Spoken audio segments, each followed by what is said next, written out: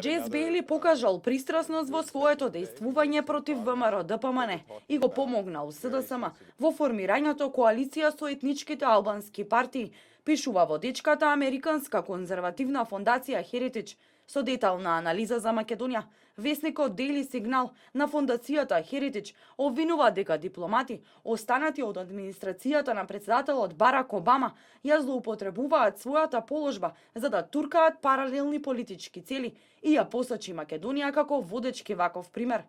Малата балканска држава е символ за војната што во Европа се води меѓу конзервативните партии кои поддржуваат традиционални вредности и национален суверенитет и партиите честопати финансирани од левичарски милиардери кои туркаат амбициозна агенда која вклучува транснационални политики и левичарски ставови кон прашања како што се дрогата или сексуалната ориентација. Состојбите дополнително се усложнуваат ако имаме предвид дека Кремљ веќе постојано се вклучува во равенката без обзир дали се повикани или не да го сторат тоа.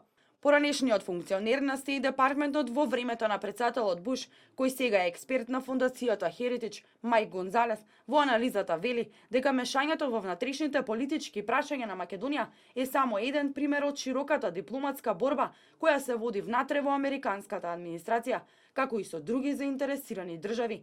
Гонзалес посочува дека Бейли е соочен со повици на Конгресот да го објасни своето финансирање на невладините организации поврзани со мрежата на левичарскиот милиардер Џорџ Сорос и дека незадоволни од одговорите, конгресмените покрена истрага за работата на амбасадорот.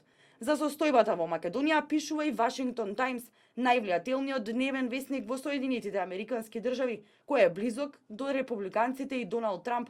Во текстот бараат итно разрешување на амбасадорот Джес Бейли, како и на неговите соработници во амбасадата на САД.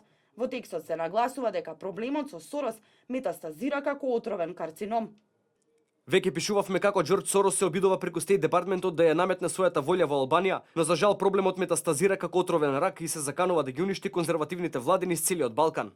Пишува овој влијателен американски весник.